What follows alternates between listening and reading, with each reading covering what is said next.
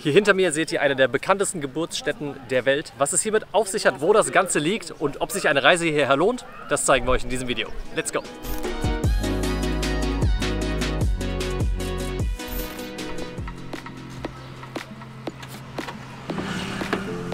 Namaste zu unserem ersten Vlog aus Nepal. Wir haben einen ganz besonderen Stopp vor uns liegen und zwar keinen geringeren als den Geburtsort von Siddhartha Gautama, besser bekannt als Buddha.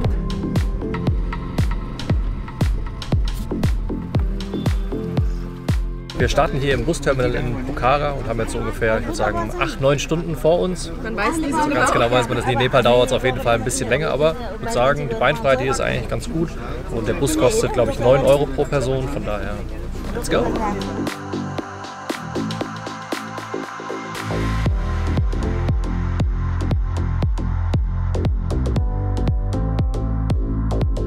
Jetzt kommt der beste Teil einer jeden langen Busfahrt in Nepal, das Mittagessen. Wir lieben die nepalesische Küche und immer so on the road gibt es immer das beste Essen.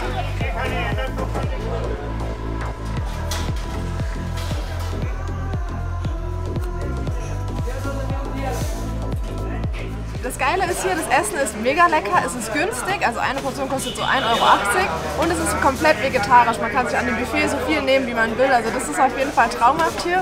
Und ja, auch sonst ist die Fahrt eigentlich ganz okay bisher. Ich glaube, wir haben jetzt so ungefähr die Hälfte geschafft. Die Straße ist okay für nepalesische Verhältnisse und den Rest kriegen wir jetzt auch noch hin.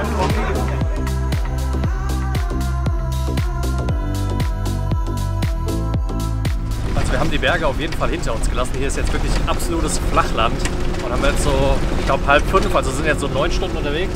Halb sechs, 9 Stunden unterwegs. Also hat sich schon ein bisschen gezogen, gab ein bisschen Stau zwischendurch, aber gleich sind wir da und dann müssen wir mal gucken, wo wir genau aussteigen und wie wir dann zu unserer Unterkunft kommen. Ich habe mal geklärt, dass wir direkt am Hotel rausgelassen werden. Perfekt.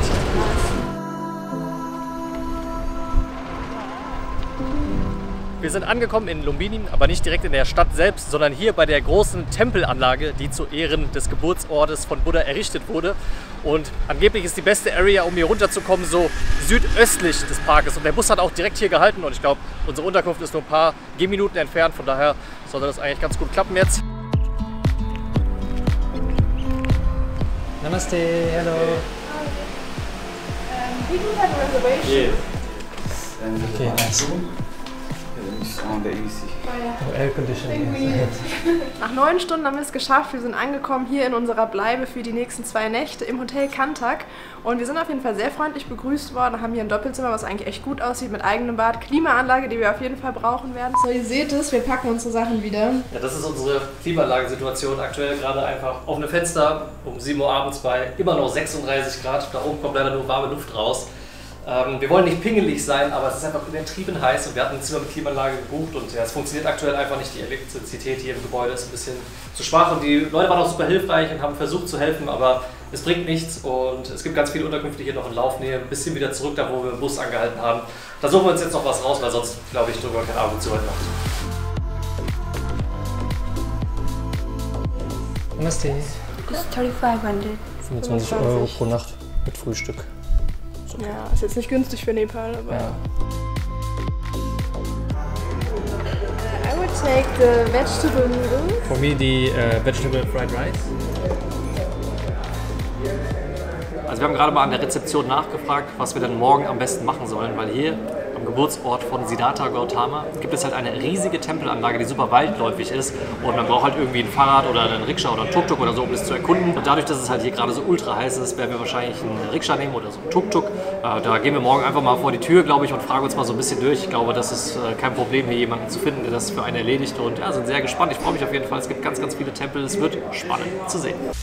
Wenn euch das Video bis hierhin gefallen hat, dann lasst doch gerne einen Daumen nach oben da. Das freut uns immer sehr und hilft uns vor allem auch weiter.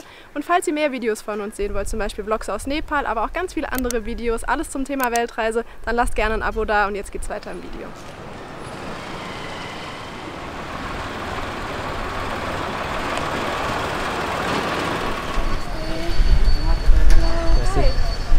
So we would like to go in the park today. Yeah, the Maya Devi first and then yeah, also the other temples and then to the World Peace Pagoda, ja? Ist okay? Namaste, good morning. Wir sitzen schon im Tuk-Tuk, im elektronischen Tuk-Tuk. Was man hier Rikscha nennt übrigens. Ja, ich glaube, die nennen das hier Rikscha. Und es gibt verschiedene Touren, 3 Stunden, 6 Stunden hier durch diese große Tempelanlage. Und wir haben am Hotel nachgefragt, die haben gesagt 1000 für 3 Stunden. Wir haben jetzt mal auf der Straße nachgefragt, der Erste hat auch gesagt 1000 für so 2,5, 3 Stunden. Von daher scheint das wohl der Standardpreis zu sein. Wir haben jetzt auch nicht großartig verhandelt. Und ja, halten jetzt. Das heißt, wir sind am Eingang, müssen wahrscheinlich nochmal einen kleinen Eintritt zahlen. Und dann geht's los.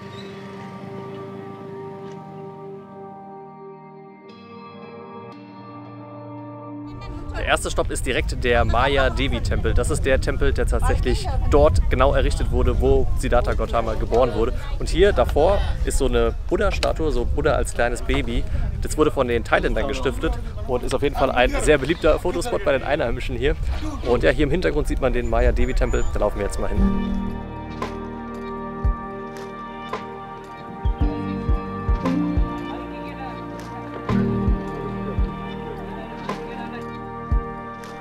Also wichtig, wenn ihr um den Tempel hier rumlauft, immer links rumlaufen. Und müssen die Schuhe auch ausziehen und der Boden ist übertrieben nice. Aber ich habe mir ehrlich gesagt die Stimmung so ein bisschen andächtiger vorgestellt. Ich meine, das ist der Geburtsort Buddhas, aber die Leute sind eigentlich so ziemlich ausgelassen. Hier wird gerade der Rasen gemäht und so. Hier ist so eine Schulgruppe rumgelaufen, die die ganze Zeit Faxen gemacht haben, als sie gesehen haben, dass wir gefilmt haben. Also es ist eher so eine lockere Stimmung, würde ich sagen. Es ist nicht so total religiös. Man fällt als Westler auf jeden Fall noch sehr auf. Ich habe bisher noch keinen anderen gesehen. Und ja, jetzt gehen wir mal in den Tempel rein. Wir waren jetzt gerade im Tempel, da durfte man ja nicht filmen, aber es war auf jeden Fall ein ganz besonderer Ort.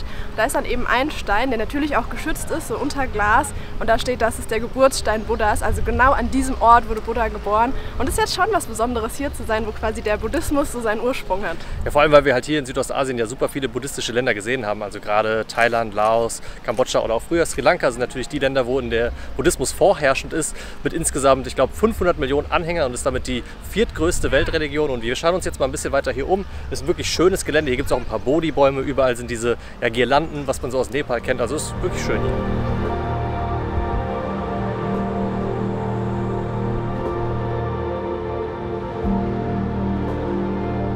Die meisten Leute denken ja, Buddha wäre in Indien geboren worden. Das stimmt aber nicht. Er ist tatsächlich hier in Nepal geboren worden, zumindest was heute halt zu Nepal gehört. Früher waren das halt irgendwelche anderen Königreiche. Aber er hat dann tatsächlich den Großteil seines Lebens in Nordindien verbracht. Und heute ist es so, dass Nepal eigentlich genau wie Indien eine überwiegend hinduistische Nation ist. Also 80% sind Hindus und ungefähr 10% Buddhisten, wobei sich hier halt der Buddhismus sehr stark mit dem Hinduismus vermischt. Ja, und jetzt haben wir uns ja hier ausführlich umgeschaut, gehen aber noch mal weiter, weil hier gibt es ganz viele Tempel aus verschiedenen Ländern. Und der erste, den wir uns jetzt anschauen, ist, glaube ich, der aus Myanmar.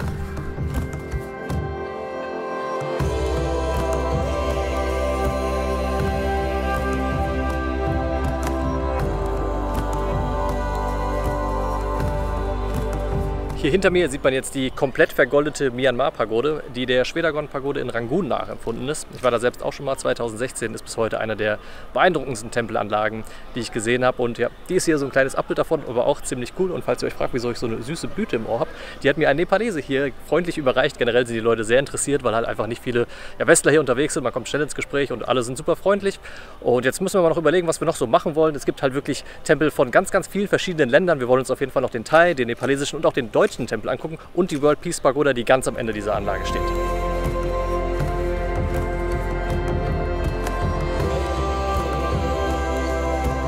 Wir haben jetzt hier einen Stopp eingelegt bei der World Peace Pagoda ganz im Norden des Parkes und das passt natürlich sehr gut zum Buddhismus, weil der Buddhismus hat ja den Ruf, eine sehr friedliche Religion zu sein und ist ja in der Praxis auch, ist ja die einzige Weltreligion, aufgrund der noch keine Kriege geführt wurden. Von daher steht hier schon an richtiger Ort und Stelle und der Buddhismus ist auch eine der wenigen Religionen, die keinen Gott hat. Also Buddha ist jetzt nicht Gott, so wie wir das aus dem Christentum kennen, sondern das ist mehr so eine Erfahrungsreligion, fast mehr so eine Philosophie. Und jetzt hoffen wir mal, dass es nicht gewittert, weil hier hinten hat sie es ganz schön zugezogen. Wir hören auch so ein paar Donner und ja, machen uns jetzt mal auf weiter zu den Ländertempelanlagen.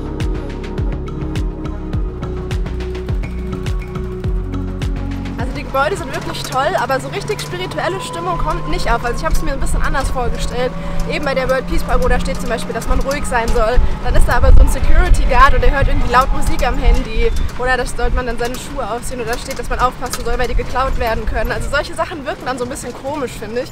Und auch zwischendrin hier, die Straßen sind richtig schlecht. Also hier ist ganz viel Baustelle, Straßen sind aufgerissen, unfertige Gebäude, an denen noch gebaut wird. Also das gehört auf jeden Fall auch zur Realität hier dazu.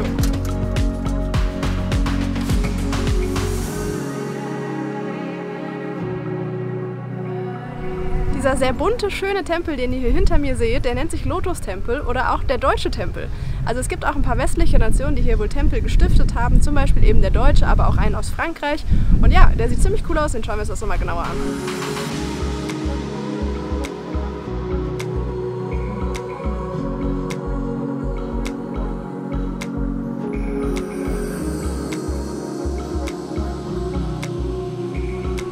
Wer auch immer aus Deutschland hier seine Finger mit im Spiel hatte, Respekt dafür, weil der Tempel ist wirklich gelungen, wirklich schön und auch ein bisschen spiritueller als die wir bisher gesehen haben. Also hier hat auch gerade so ein Mönch gebetet, es ist sehr ruhig, sehr andächtig. Ein paar Leute sind hier um so Gebetsmühlen gelaufen und haben so Sprechchöre von sich gegeben. Das war eigentlich ganz cool. Und ein Tempel, von dem wir uns auch noch relativ viel versprechen, der letzte, das ist der thailändische und den gucken wir uns jetzt an.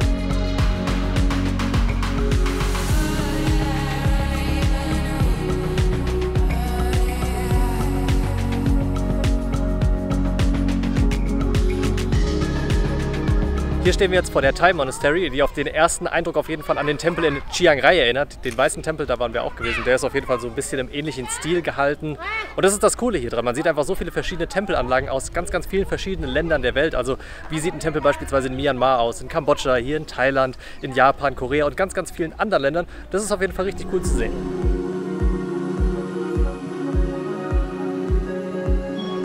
Wir haben uns jetzt mal versucht, hier eine ruhige Ecke zu suchen in der Thai Monastery, was gar nicht mal so einfach ist, aber dazu gleich später mehr. Und wir könnten jetzt auch noch ewig lang so weitermachen, also noch in den chinesischen Tempel gehen und noch in den koreanischen und in ganz, ganz viele andere und das alles im Detail angucken. Aber uns reicht es auch so für heute. Wir haben jetzt genug gesehen, auch wenn wir Tempel und den Buddhismus sehr, sehr gerne mögen, müssen wir sagen, war das jetzt genug für uns. Und Helen hat es ja schon angedeutet, was mit den Straßen ist. Also die Straßen sind hier alle noch nicht fertig, auch die Tempel sind teilweise noch nicht fertig.